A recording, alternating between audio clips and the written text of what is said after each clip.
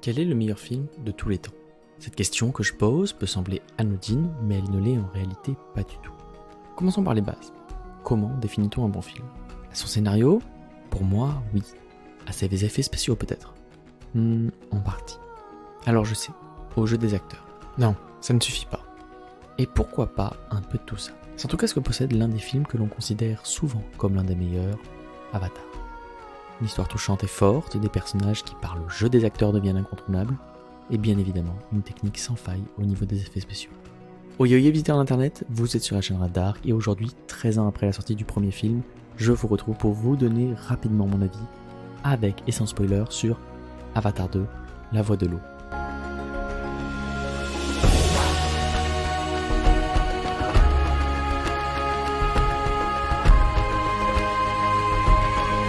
Bon, je sais que je suis un peu en retard pour faire cette critique, un peu comme le film en réalité, mais j'ai vraiment beaucoup de choses à dire.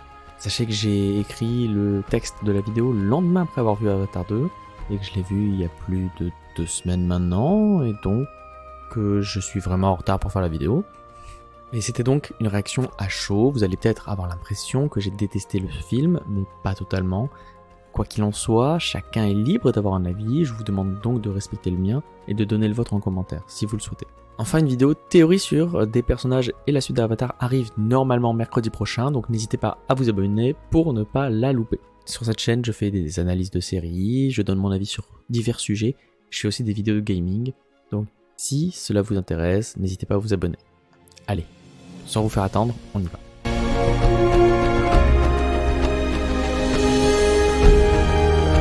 Bon, je vais commencer avec le point positif de cette critique. Le film est beau. Je l'ai vu pour ma part au cinéma en 3D, et il n'y a pas à dire, c'est magnifique. Enfin, parfois. Vous allez peut-être dire que je chipote, et vous aurez peut-être raison. Mais j'ai trouvé que le visuel était très inégal. Je m'explique. Des fois, les animations sont très bien réalisées, et d'autres fois, elles font très artificielles. En termes de mouvement, c'est changeant le niveau, j'ai l'impression. Alors que dans le premier film, je n'avais pas du tout eu ce ressenti. Au niveau de la 3D, il y a beaucoup de scènes dans lesquelles on ne retrouve aucun élément en relief. Et au cinéma, alors que j'étais assis sur mon siège, je me suis demandé à de nombreuses reprises à quoi servaient les lunettes. Alors qu'à contrario, il y a des moments où la 3D vous transporte littéralement dans le film. Et je pense à un élément en particulier qui m'a vraiment marqué, c'est une liane dans la première moitié du film. En fait, la caméra cadre une forêt et là c'est incroyable, mais il y a une liane qui pend dans le vide et on a littéralement l'impression en fait qu'en tendant la main, on pourrait la tenir dans nos mains. Donc même si on peut discuter de l'utilité de la 3D à beaucoup de moments, elle fait quand même vraiment son effet à d'autres et c'est tant mieux. Mais le film est, je trouve, mauvais sur plein d'aspects. Si vous voulez juste voir quelque chose de beau et poser votre cerveau, foncez. Mais si, comme moi, vous placez les visuels après l'histoire et l'effet du film sur le spectateur, si vous préférez le fond à la forme, alors vous serez déçus. La suite de mon avis va contenir des spoilers. Bon, normalement, la majorité des gens ont déjà vu le film. Mais si vous ne l'avez pas vu et que vous préférez ne pas être spoilé, je vous incite à quitter la vidéo, à vous abonner, à liker, partager, etc. Vous connaissez la chanson. Au pire, vous pourrez toujours revenir sur la vidéo une fois avoir vu le film, si jamais vous voulez vraiment connaître mon avis. Bon, c'est bon, vous êtes partis. Maintenant, on va pouvoir passer aux choses sérieuses.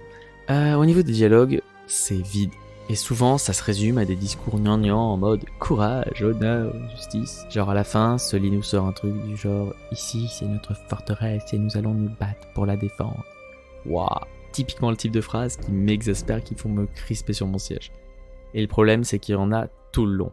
De plus, dans Avatar 2, Sully et Neytiri ont eu des enfants, ce qui fait qu'on a des scènes dans lesquelles il n'y a que les enfants et qui tentent d'être des scènes entre guillemets mignonnes, mais qui échouent lamentablement et qui en font uniquement des scènes pathétiques. En plus, on a tous les clichés des enfants d'une famille avec le grand frère responsable et fort, la petite gamine qui est inutile à l'intrigue à part pour créer une pression et un enjeu à ses parents. La sœur qui est toujours à part dans son coin, qui se fait harceler, patati patata, et le frère irréfléchi qui saute dans le tas sans réfléchir tout le temps, qui commet des bêtises, attire l'arigot, et qui à la fin sauve tout le monde comme par magie. Et voilà, c'est un peu cliché la famille, j'ai trouvé, et ça m'a aussi un peu dérangé. Et on atteint le summum du pathétisme avec la romance entre le fils de Sully et la fille du chef des Na'vi de l'eau. Vraiment, la scène de leur rencontre, c'est vraiment le pire moment du film. Et quand je l'ai vu, j'ai perdu tout mon espoir et j'ai ri de désespoir. Si vous avez déjà vu le film, vous vous en souvenez, mais pour ceux qui ne l'auraient pas vu, je vais vous expliquer. En fait, ça se passe quand Sully et sa famille arrivent chez les Navis de l'eau et qui demandent l'asile. Et là, vous avez la fille du chef des Navis de l'eau qui sort de l'eau et vous avez un gros cadrage sur elle et limite, ils auraient pu mettre une musique en mode, je sais pas, vraiment ridicule. Et puis le fils de Sully lui lâche un « Salut !» Très gênant et clairement le moment où j'ai regardé l'écran et j'ai fait « Pourquoi je suis là ?» Pourquoi ? C'est un des moments et vraiment le pire moment du film, je trouve. Et je comprends même pas comment ça a pu être laissé dans le film, en fait. Enfin bref, quand je l'ai vu, j'ai perdu tout espoir, vraiment. Et j'ai pleuré de rire. Mais pleuré de somme et ri de somme aussi. Au niveau de l'histoire, c'est vide aussi. Enfin, j'ai tout de même un peu d'espoir pour la suite. C'est pourquoi je vais faire une vidéo théorie. Mais pour faire simple, j'ai passé 3 heures devant un truc vide. Qui se résume à... Le méchant du 1, en fait, il est pas mort, et comme c'est un méchant très méchant, il veut tuer les gentils. Je suis le méchant et je veux tuer la gentille. Et c'est tout. La scène d'introduction est super rapide. Enfin non, pas le passage sur le bonheur, la famille, non. Mais par exemple la réinvasion de Pandora qui aurait pu être très intéressante. On te lâche un an plus tard. Super. Je suis pas contre les ellipses dans les films, mais il y en a certaines que je trouve dommage, parce que là on aurait pu nous présenter la réinvasion de Pandora, ça aurait pu être sympa. Peut-être un peu redondant, mais je sais pas, 30 minutes, ça aurait été intéressant peut-être. La réinvasion de Pandora par les hommes, je trouve qu'elle passe trop vite et qu'elle semble bâclée. Et à côté, tout le reste semble étiré, mais à mort. On a littéralement, je pense, 2 heures, toute la partie où ils sont chez les Navis de l'eau, où t'as l'impression en fait que toute cette partie du film, ils ont pris un morceau de tissu, tu vois, et ils l'ont étiré, mais le plus possible. Voilà, ils se sont arrêtés à la limite, sinon ça cassait. Donc voilà, j'ai trouvé ça très long. La seule scène vraiment intéressante de la seconde partie du film, qui est la plus grande partie du film, en gros pour moi il y a 3 parties dans le film, il y a l'introduction, il y a la longue partie de 2 heures, 2 heures et demie, qui est vraiment chiante, où ça se passe chez les Navis de l'eau, et patati patata, et puis il y a la traque du méchant qui vient, enfin vous avez vu le film. Et puis ensuite vous avez le combat final qui dure je pense bien 1 heure, en tout cas j'ai eu l'impression. Et qui est l'outro, tout simplement, la fin, quoi, la conclusion, qui n'apporte pas grand-chose, mais c'est mon avis.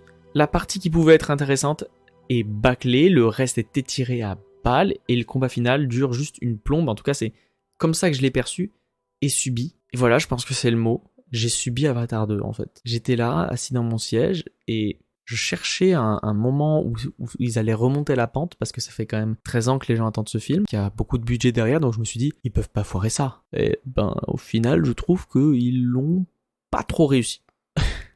Après, c'est mon avis. En conclusion, Avatar 2 n'était pas, je pense, nécessaire. Comme beaucoup, je m'attendais à ce que le film soit beau mais vide, mais pas à ce point. C'est une grande déception pour moi, mais pas pour autant une surprise. Je trouve ça dommage que Disney ait ainsi détruit une œuvre comme ils ont déjà détruit Star Wars. Enfin bref, il y a une vidéo théorique qui sort tout de même mercredi prochain, donc c'est que j'ai un peu d'espoir pour la suite. J'espère que cette vidéo vous aura plu. Si c'est le cas, n'hésitez pas à vous abonner, à liker et à partager. Vous pouvez me donner votre avis sur le film en commentaire.